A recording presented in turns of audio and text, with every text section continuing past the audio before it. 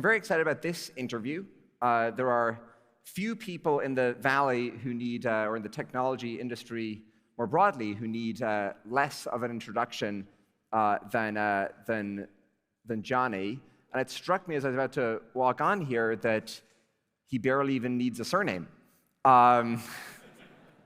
Please welcome to the stage, Sir Jony Ive.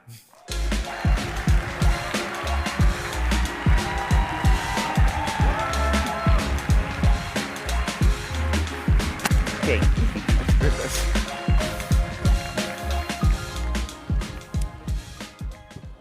All right, so, well, thank you for joining us.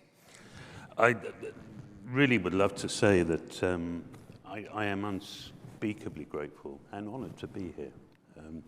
Spending any time with Patrick is a big deal, so thank you. Well, I want to start sort of in the obvious place. I mean, I don't know if you got to kind of walk the floor and everything, but you can see sort of a little bit here, and you had the monitor backstage and so forth. What do you think of the design? It's lovely, isn't it? No, it's very, do you know, I've not been here, I haven't been here for a long time, and I have some very strong and vivid memories of being here. But no, the design's lovely.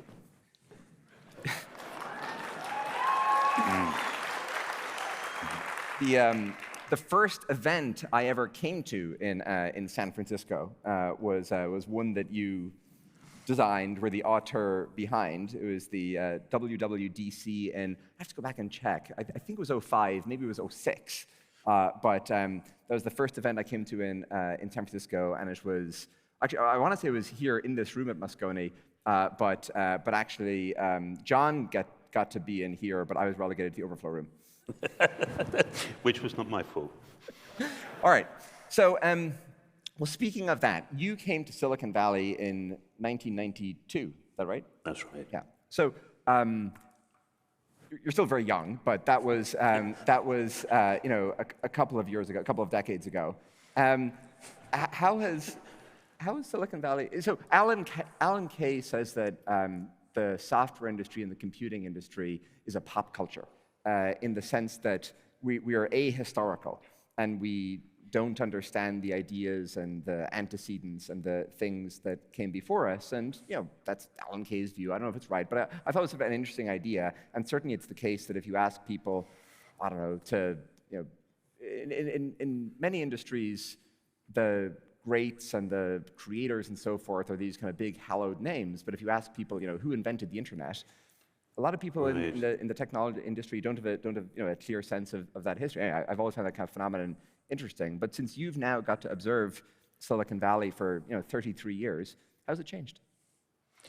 Well, I think when I was at art school, I studied design in England. I was born in London and studied up in the Northeast. And I remember discovering the Mac in my final year, sadly. I wish it had been earlier. But I came to realize something that was, I should have realized earlier. But that what I realized was that what we make stands testament to who we are. And what we make describes our values. It describes our preoccupations. It describes beautifully, succinctly our preoccupation. And this struck me so powerfully when I saw the Mac. And I got a very specific because sense. It was a kind of bicycle for the mind, that aspect of it, or something else? It was every part. I got a very clear sense of a group clearly of original thinkers with clear values, completely, I think, obsessed with people and culture. You know, there was, you know, you can look at something and it can tell you, I was designed to meet a price point at a certain time. So I hit the schedule, we can repent at our leisure, and it's as cheap as we hoped. Or you can try and design something that genuinely attempts to move the species on.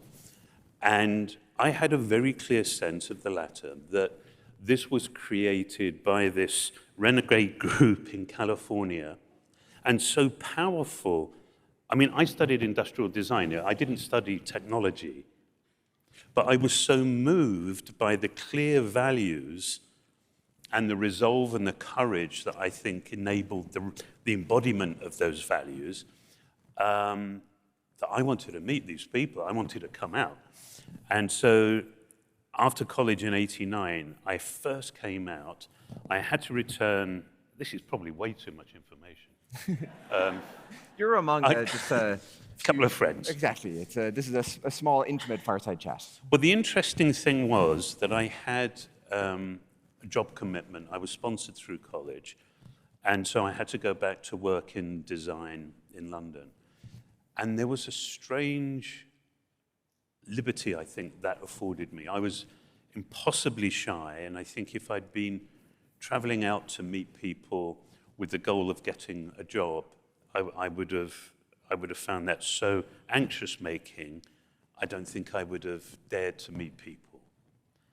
And so because I had no agenda, I think people were probably happier to meet me because they didn't think I wanted anything.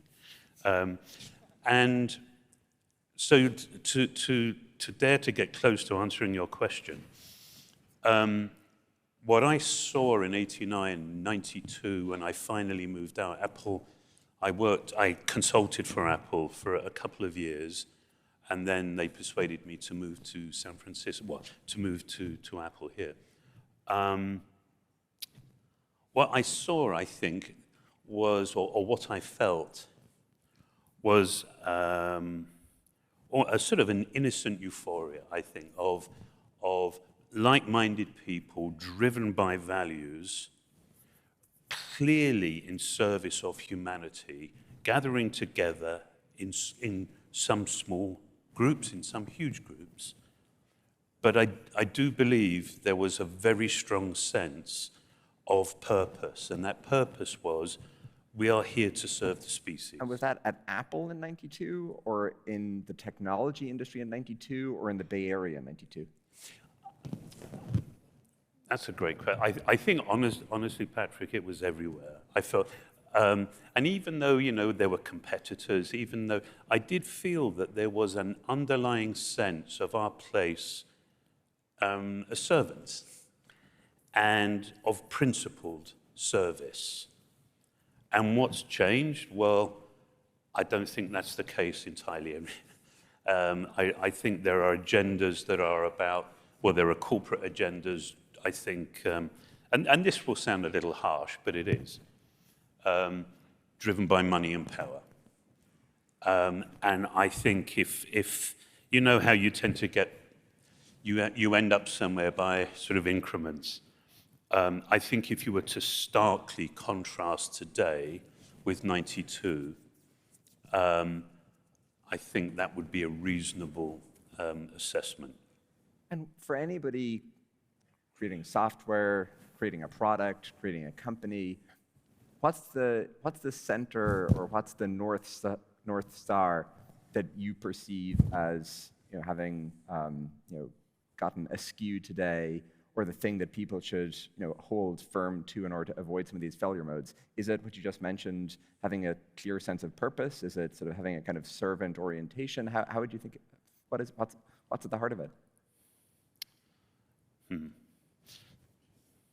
I think there need to be foundational values and an understanding of our place in all of this, and having a clear sense of the goal, which is to enable and inspire people. I mean, Patrick and I were talking just a while ago about being tool makers, and I'm very clear and very proud that that's my occupation and that's my practice. I love trying to move things forward, which means innovating. I have a real issue with, I think people confuse innovation with being different or breaking stuff. I have no interest in breaking stuff for the sake of breaking stuff. I don't think breaking stuff and moving on quickly leaves us surrounded by carnage. I'm interested if things get broken as a consequence of actually creating something better. But I think one of the things that I think is part of the human condition is that we assume that progress and innovation is sort of inevitable, and you know that it's not. You know that you have to have, this underlying conviction, which is fuel, and then we need an idea and a vision, and then the resolve to make that vision something that is real, that is not just for us, but that we can share broadly. You once used a phrase with me, sincerely elevate the species. Yeah, I think that, I remember many times, and fortunately I'm not talking in the past tense, but I do remember particular Sunday afternoons working. Actually, I remember working on some absurd details in terms of packaging. And in such a this compared to what you guys do, this will seem so trivial. But I had such a clear awareness that in designing a certain solution for example, how we managed a cable that's in a box, that designing that, I knew that millions of people would engage with this little tab, and I can either make the cable an easy thing to unwrap. Sorry, that is such a trivial example, isn't it? But clearly you think that, you can describe the purpose of that in seconds saved, that shaves 5 seconds off the unwrapping of every cable and multiply it across hundreds of millions.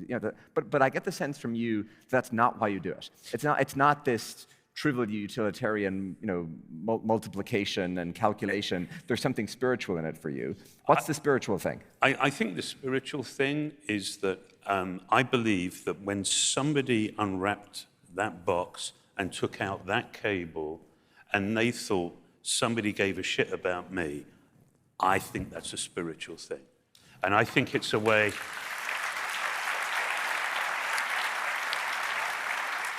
And I know I'm in good company here. I know that when you know what used to depress me was this sense that solving a functional imperative, then we're done. But of course that's not enough. That's not the characteristic of an evolved society, of an evolved species. And so that Sunday afternoon when I really should have been out with my boys, and I'm worrying about this, I did feel a connection and an excitement that somebody was going to experience something that they don't even know exists yet. And even though it was a small thing, it really did come genuinely from a place of love and of care. And Steve spoke about this. He spoke about it way more eloquently than I can, but he talked about when you make something with love and with care, even though the people that you've made it for, you don't know their story. They don't know your story. You'll never even shake their hands.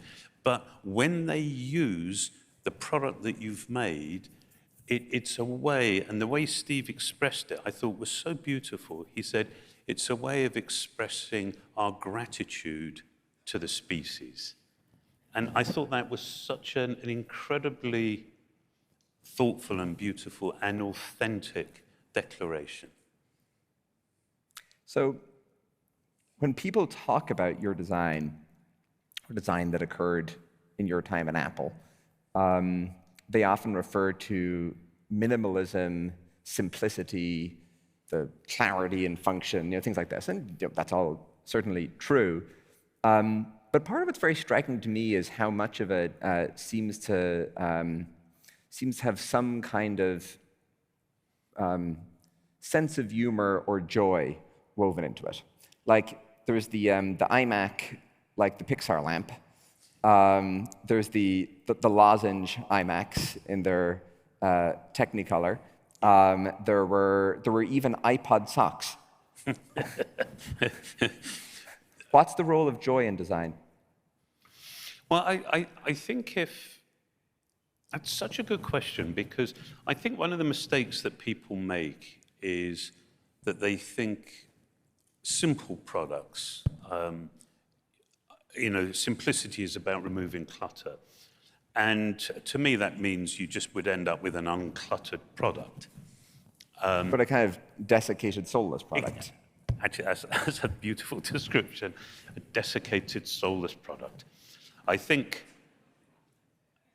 that's what a lot of minimalism ends up being, or modernism ends up manifesting as. My goal, and our goal collectively, has been to bring order to chaos, to try but simplicity to me is trying to succinctly express the essence of something and its purpose and its role in our life. I actually think that something that I feel conscious of is that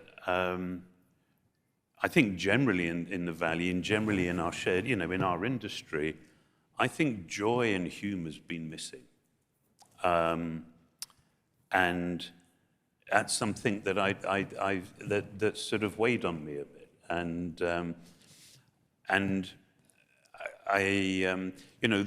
the products that we're all developing, they're complicated, aren't they?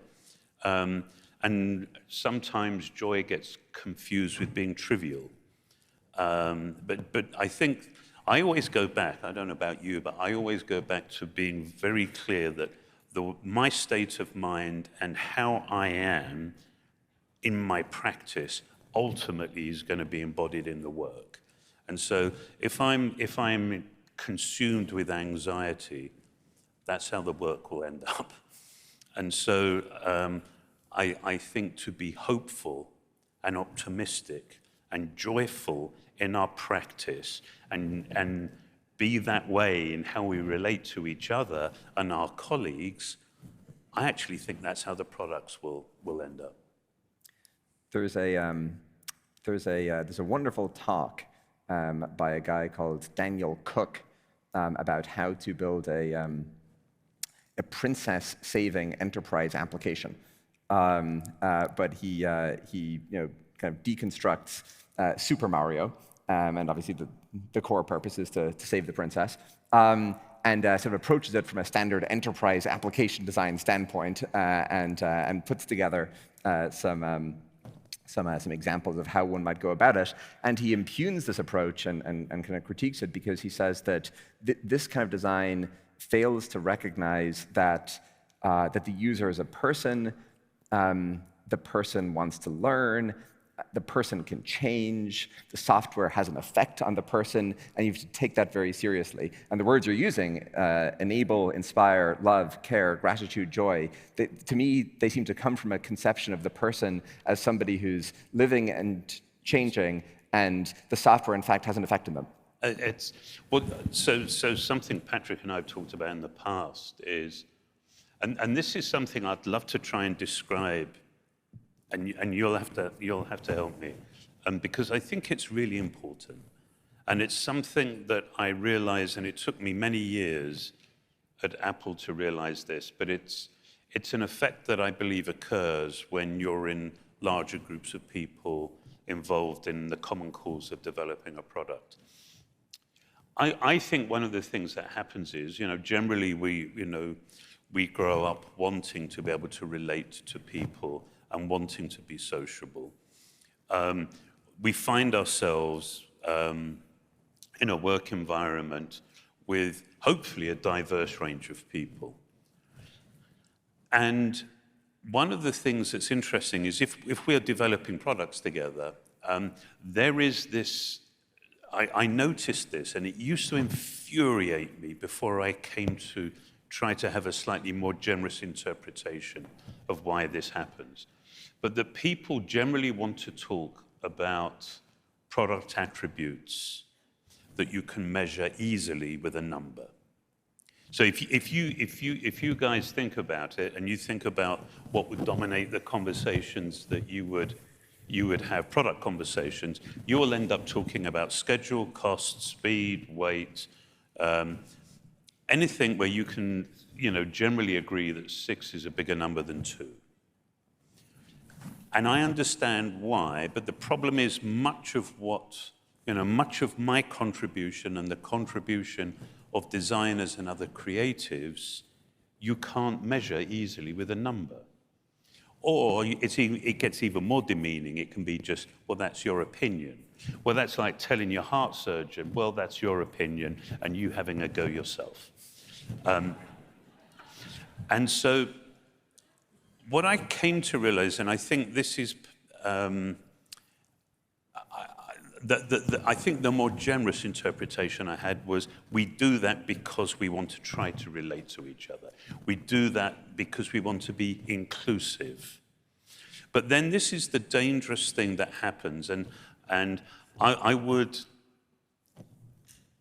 encourage, I desperately hope this doesn't sound arrogant, but I would really encourage you to think about this, because I've been so struck by how important this is. The insidious lie follows, which is we spend all our time talking about attributes because we can easily measure them. Therefore, this is all that matters. And that's a lie. It's important, but it's a partial truth. And all of the stuff that I think designers and other creatives can contribute to an experience or to a product that can make it delightful to use and joyful to use, as well as more productive. If it's delightful and joyful, things tend to be used more, are equally important. Nothing you say sounds arrogant, because when you have a beautiful British accent, then you can get away with anything.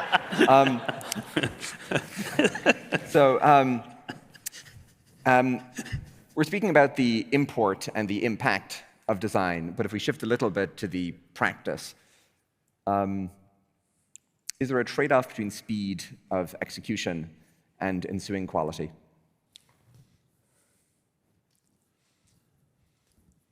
Sometimes. I was hoping you'd say no. I absolutely know there are fabulous examples where I would reframe the question as it being about motivation. So I think what tends to happen is when we're put in this situation of having to choose, I would get belligerent and say, no, we don't have to choose. We can do both. It's very hard. I mean, I know you guys have heard this lots, but it's hard to do quality and speed and cost and other things. But I think there is a beauty to working efficiently, and I think we can say that's speed. I think I know we both pay a great deal of attention to the words that we use, because they affect the way we think. And the words that we use to frame a problem are some of the most important. And so I would sort of frame the issue of how can we work wonderfully efficiently to create something with breathtaking quality. As organizations grow, there's another kind of tension where maybe for various people here in the audience, certainly this is something I've experienced. In the early days, in the earliest days, it's just you. And then there's maybe a couple of other people, but you can kind of stay abreast of everything that's happening, and you feel like you have the opportunity, at least, to exercise your taste or judgment or opinion in whatever the issue might be. And then perhaps things continue to scale, and at some point it's far beyond it becomes far beyond the scale and scope of any single human. And then there's this discontinuity where there are things that happen that I never saw. I never had the chance and opportunity to weigh in on. I don't know how I feel about it. I wouldn't have done that thing over there. How do you, I mean, Apple was not a small company when you were there, certainly not in the later years. How do you deal with this? And I think it's both the scale and scope, but also, doesn't it feel intrinsically unreasonable to simply say that this thing here doesn't accord with my taste? I think it's very reasonable to say that. It's very, very hard, isn't it? I think what I do believe that we go through chapters or seasons, and the painful part is the conclusion of one and the beginning of the next, where we have to adjust and we change our approach. I think the one thing, obviously, it will not work to assume how we started is how we're going to finish. And so I think being very clear that we are in a constant state of flux, and it's trying to figure out, I believe, what I'm not going to compromise. And I think that's the very clear focus on your principles and your values and your motivations. I think the alarm bells always go off for me when I think, why did I do that? Has a motivation shifted? And that's when I've really been upset with myself and disappointed with myself and reset. But I do think if our motivations and values remain the same, we will find ways to be the control freaks we were born to be. And which, of course, I mean, or we can say care as much as we, but let's be honest. For a design team that you're leading or participating in, what are the rituals? Well, one of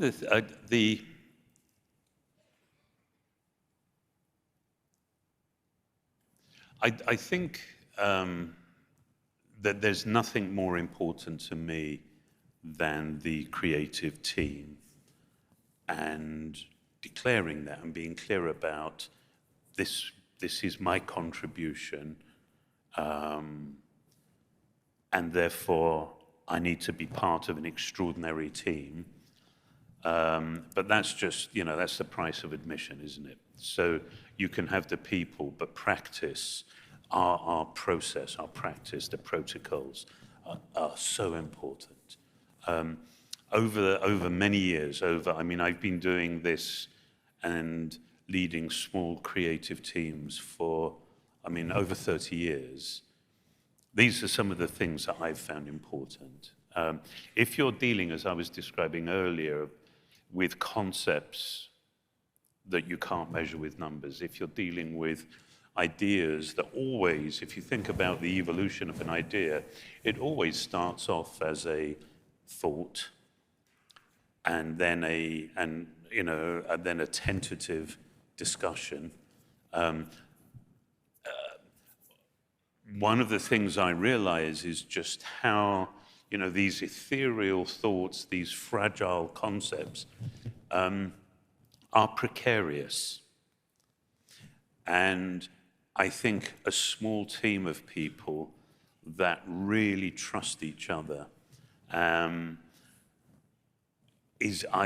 think is fundamentally important. Trust and love each other, who care about each other. If you care about, then you might be in danger of actually listening. The thing that just kills so many ideas, and I've worked in places where this happens, but people are just desperate to speak and to be heard. And there's nothing like, You know what kills most ideas, I think, in people desperate to express an opinion? And it's really, let's be very clear, opinions aren't ideas. I was going to say something really rude then, but I won't. But I think... You can say it, we can cut it from the video. But to be quiet and to listen, and one of the things that terrifies me, I know that I've missed really amazing ideas that came from a quiet place, from a quiet person. And that really scares me, because I don't know what I've missed. And so talking about the rituals, I think doing things that mean our relationship is authentic and deep. You know, one of the things that I discovered that I think is really important, you know, we tried a lot of things at Apple, and most of the things that I, you know, tried didn't work out. But a few things I was excited about and grew, I think, to be very powerful. I think one, as a practice, it's very good to make things for each other. I think for that to become part of your you know, daily way of connecting to your team, to think about what you can make for each other, that's just really, it puts you in a lovely place. It makes you more worried about them than you, it makes you vulnerable, and it makes them grateful. And that's a lot, isn't it? I mean, those things, just think about what I said, that starts to define quite a lovely culture. And then connected to that, something I was really struck by. Paul Graham says, make things people want, and Jony Ive says, make things for each other. Yes. I mean, that's what we do, isn't it? I mean, all we're doing is at a very personal level, practicing what we're doing, you know, at our professional level. All of us here, I guess, almost every single person here, we're about making something for other people. And so perhaps, I don't know quite. Make things people want, I feel, is sort of a business strategy, whereas it sounds like what you're saying is make things for each other is a team strategy. Well, as it was, so for example, one of the things I thought was great was that you know, every Friday morning, I asked that one person on the design team would make breakfast for the whole team. And we took it in turns. And we so make things for each other. I'm imagining, you know, prototype iPhones, but no, it can also be bacon, bacon and eggs.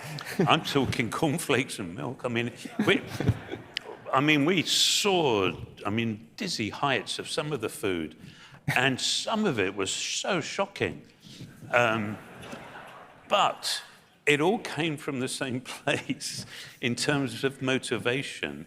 And something that was connected that I was surprised at how powerful it was, excuse me, was we would take it in turns to have the design team come to our homes. And we would spend a day working in our home. And this is something I probably thought way too much about. But it was in a very, very powerful way of one doing or encouraging us in our practice to do good work, and in building the team. And I think there's an interesting, first of all, there's an interesting dynamic in terms of how we regard each other. You know, the host, and this is a bit like when we make something for one another. The host is slightly anxious and concerned about the potential judgment of their soft furnishings. And I mean, you know what it's like when you have somebody come to your house. There is a self-consciousness, and well, certainly an awkwardness I feel, and an anxiety. And I don't think that's unhealthy, always. And then the guests who you are hosting are, you know, they're on better behavior than if they were all just trundling into a conference room. And then you've got the context. You know, if you're designing for people, who here would actually want to spend time in a conference room? I can't think of a more soulless and depressing place. I mean, I always think, it's funny, think about the relationship between the chair you're sat on and how you feel. Like none of you would sit watching the TV on these chairs. I mean, you wouldn't choose to sit on this chair unless it was to listen to John and Patrick.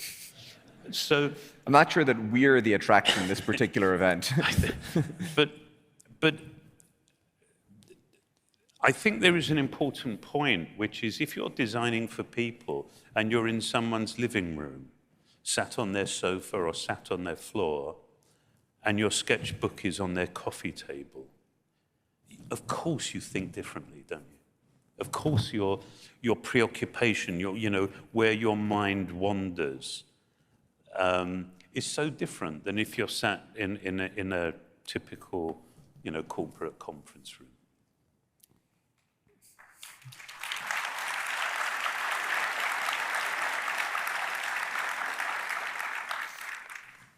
Is beauty subjective or objective? Figure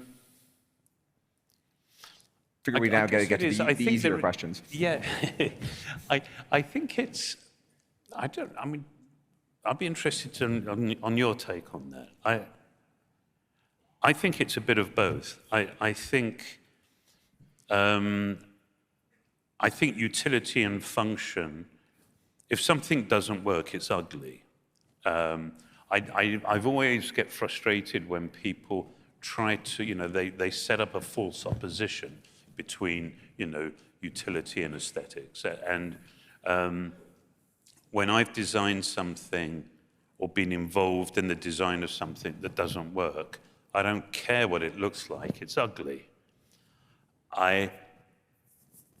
I think the tougher thing is when we get onto the issues of taste.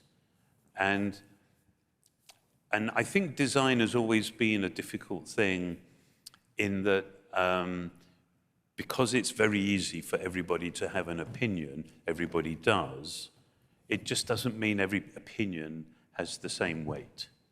And I think that's a relatively robust statement in that if you've studied and studied design, although I know people who've studied and studied design with terrible taste. So, I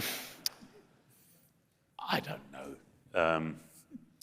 Yeah, it's a good question. Okay, so Christopher Alexander said that that between two objects or two choices or two paths, the one that feels more humane is the one that you should choose, but that this kind of sense of humanity in the object is a better guide than beauty, which perhaps pulls you into more subjective territory. Does that resonate at all, or do you think that sounds crazy? No, I think that's absolutely the case. And I think that people, I think generally most companies patronize consumers. I think users are, I actually do believe, are very sophisticated. And I think there's issues of beauty, of humanity. I also think, and this goes back to the first thing I was saying about, my sense of Steve and the Apple team, looking at the first Mac, that you sense care. And I've tried to talk about this before. I really do believe, and I wish that I had, empirical evidence, but I do believe that we have this ability to sense care in whether it's easy in a service because you confront care, because you confront the person. When it's vicarious, when it's via an object, when it's via a piece of software, it's more complex. But I think you might understand it more if I said you sense carelessness. You know carelessness. And so I think it's reasonable to believe that you also know care and you sense care. And we worked very hard, and I felt passionately about finishing the inside of products. And when I mean finishing, I mean, we designed everything, and we cared about everything. I'm sure many of you have heard the bit about, a great cabinet maker finishes the back of a drawer, even though it's unlikely it will be seen. But in the same way, I think a mark of how evolved we are as people, it's what we do when no one sees.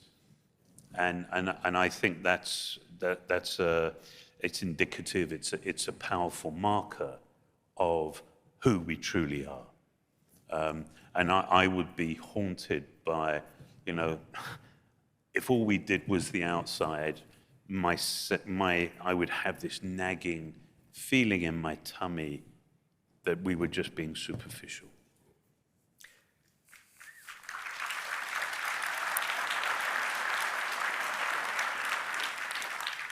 So you mentioned modernism a little bit earlier in this discussion, and there's sort of a puzzle that I've been trying to reconcile around modernism that maybe you can sort of help me with, where so much early modernism was kind of deliberately ugly. Like you have the Duchamp fountain, and you have, even Picasso's work. It's dissonant, right? It's certainly not classically beautiful. And then you sort of had this political valence to the program, and Gropius said that Bauhaus was he said in the manifesto that it was a socialist movement, and you were originally trained in Bauhaus design, right? Yes. Yeah. So is this kind of and you have Schoenberg and the atonality and all this stuff, right? But then the Apple products and the products that you designed are very beautiful, and Apple is not a socialist undertaking. And so what's going on here? And so the particular thing I'm trying to figure out is, was there a strain to modernism where it was intentionally trying to be dissonant or even ugly or to shock people or something? And how maybe now with some remove, you're no longer at Apple, how do you view that whole thing, and what's your take on modernism? That's a great question. I think what tends to happen is very often at the beginning of a movement, whether it's a design or an art movement, there is that incredible, energetic. In a way, by definition, if it marks the beginning of a movement, there is energy, and I think often beauty it evolves. Beauty takes time. And very often at the beginning of an energy, it's an explosion, and there's not time. I would dare presume that certainly if we're talking about fine art, that people would say they have no time, they don't want to be distracted by concepts of beauty. And so I think for sure, if a lot of modernism was driven by, the heady excitement about new materials, your obsession was the manipulation of that new material. One thing, I'm not sure how many of you guys know about Bauhaus, but this was a movement in Germany. But what you will know, it ranged from fine art to furniture to architecture. Patrick mentioned Walter Gropius, and an incredible movement. But there were, what you would probably be most familiar with would be chairs, like the Breuer chair or the Vasily chair, which were, if you try and think of like polished steel, chrome-plated tubes that are bent, those sort of bent chairs. So what's interesting there is these guys had just figured, they were so excited because they'd figured out how to bend tubes. And so what did they do? They bent tubes. And that's why all the furniture is bent tube furniture. So I think that, that's what I would have done if I'd figured, because, when you bend tubes, they tend to kink. And so they'd figured out this way of putting springs into tubes. And so, of course, you run away and you'd bend as many tubes as you could get your hands on. Beauty probably wasn't at the front of your mind. Tubes. So when I look at your work, and we haven't yet talked about LoveFrom, although maybe if you want to give people a sort of a short summary of how you think about that, that might be helpful. But when I look at your more recent work and some of what LoveFrom has done, I see it as Johnny's ornament era, where Apple was so stripped down and bare and reduced to the essence.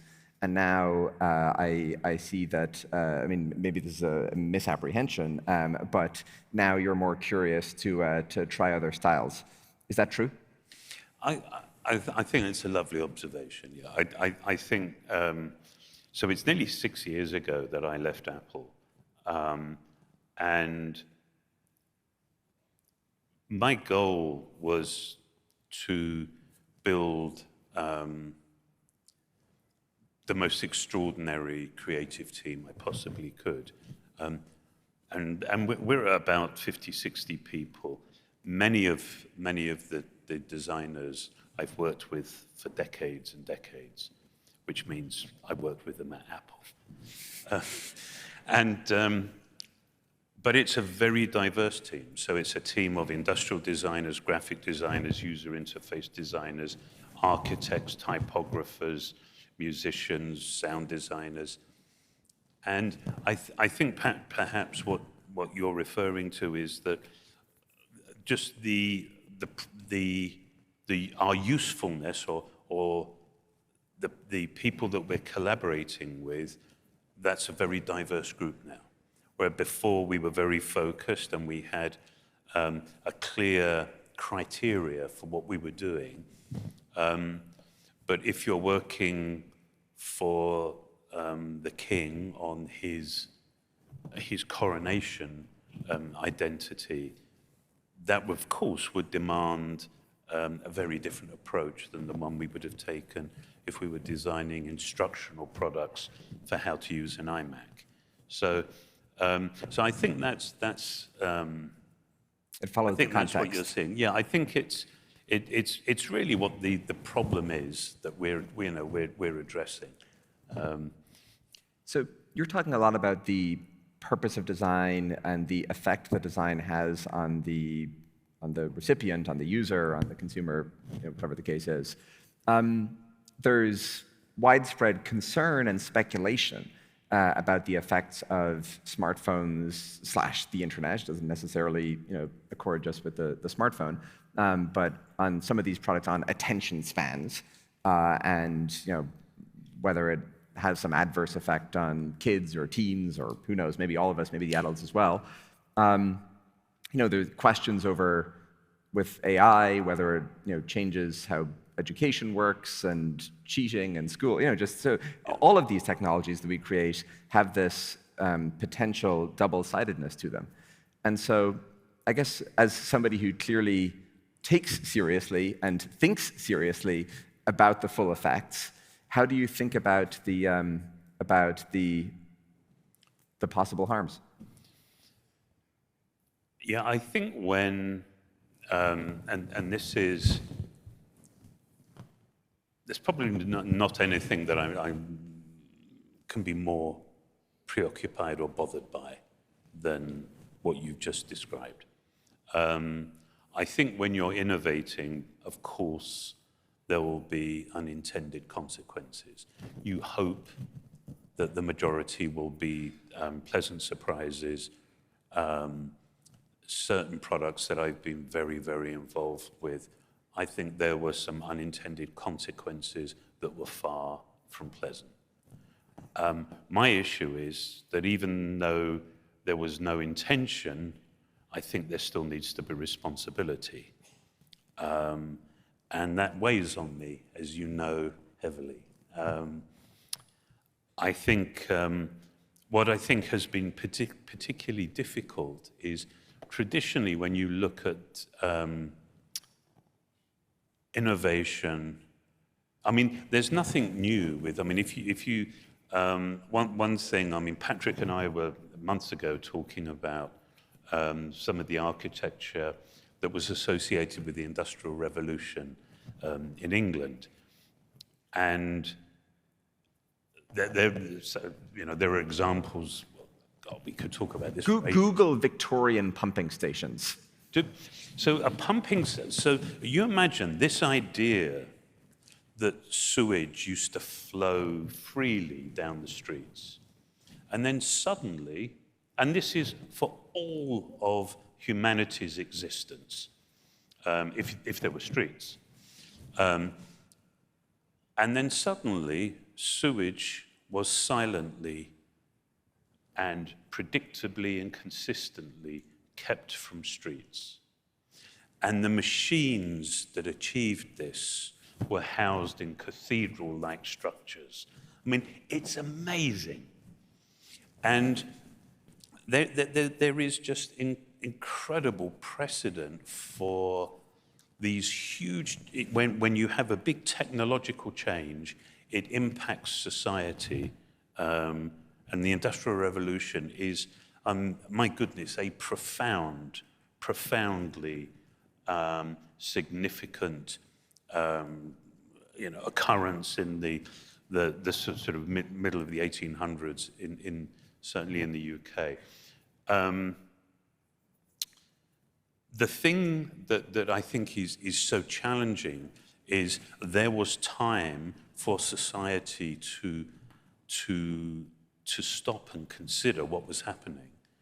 And there was time for structure, and whether that was sort of infrastructure, whether it was sort of social frameworks, to try and assimilate and deal with these shifts.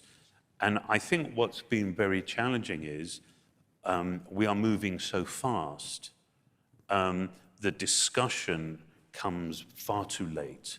And there can't be, I mean, unless there is, I mean, the thing that I find encouraging about AI is it's very rare for there to be a discussion about AI and there not to be the appropriate concerns about safety.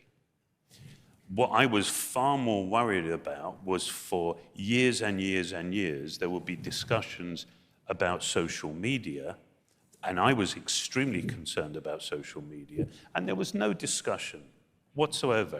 And it's the insidious, challenge of a problem that's not even talked about, I think is always more concerning. And so, yeah, I think the rate of change is dangerous. I think even if you're innocent in your intention, I think if you're involved in something that has poor consequences, you need to own it. And that ownership personally has driven a lot of what I've been working on that I can't talk about at the moment, but look forward to being able to talk about at some point in the future.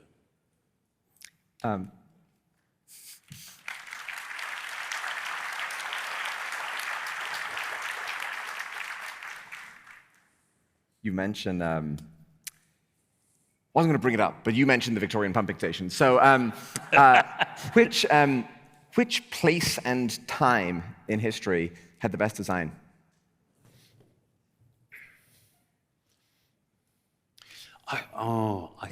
That's such a good question. I wouldn't dare to answer, but I do think that I think what happened in the Industrial Revolution, I'm just absolutely obsessed with at the moment. You know, there were, as a team at LoveFrom, we've been doing research. I'm lucky enough to work with this amazing writer called Jemima, who I think might be here this afternoon. She's been doing a bunch of research on whether it's sort of physical objects or social consequences. And I think because I see design as much more than objects, I think, for example, some of there were two companies in England that really were born out of they were Quakers. There was one called Cadbury's, and the other was called a company called Fry's. Both Birmingham, right? I think they were. I think in the Midlands. Yeah. But what was so interesting was the people that ran these companies, they also designed the housing. And you don't just design a place to put bedrooms. Housing, which meant towns, which meant, this sense of civic responsibility. And of course that was appropriate because people were moving, and the Industrial Revolution was not just a mass manufacture for the first time in history, but it was this huge movement from the land to cities, which had never happened before. And so I just think that generally when we talk about these huge shifts, of course we all get nervous and worried, but there are wonderfully encouraging prototypes that we can look to. And there was, so just after Cadbury's and Fry's, they were first. There was Hershey's in Philadelphia, I think, and a very similar approach and concern. I know less about that specific example, but so I love it when the innovation is it's cultural, it's political, very often it's spiritual, and it's manifest in buildings. But you don't you speak in public now very rarely, and so of course very grateful that you're here. We're at a programmable financial infrastructure conference.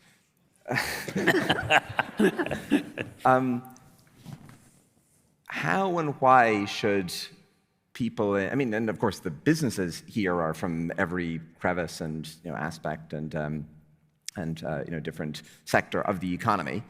But for people in the infrastructure domain, or for businesses like Stripe, and maybe Stripe is kind of an example or can be stand in for other businesses where ostensibly perhaps one ought not care intensely about design in the way that perhaps a consumer electronics company ought to. Why should a business with the characteristics that Stripe has care so much? Well, if Stripe didn't, Stripe wouldn't be Stripe and you wouldn't be sat here. So every bone in my body, I truly believe that if we want to participate as members of the species, I actually don't think we have a choice. I think it's an obligation and a responsibility to care for each other. And Freud said a great thing. Freud said, all there is love and work and love. That's all there is. And so we spend a lot of time working. And so if we elect to spend our time working, not caring about other people, I think not only do other people suffer, I think we suffer. I think that's a corrosive existence. And so I would see it as not only a responsibility, but truly a privilege if we get to practice and express our concern and our care for one another. I don't see it as I don't carve my existence up in that way of thinking this is with my commercial hat on, or I'm just Johnny. On that note, thank you so much for joining us. Thank you very much. Thank you.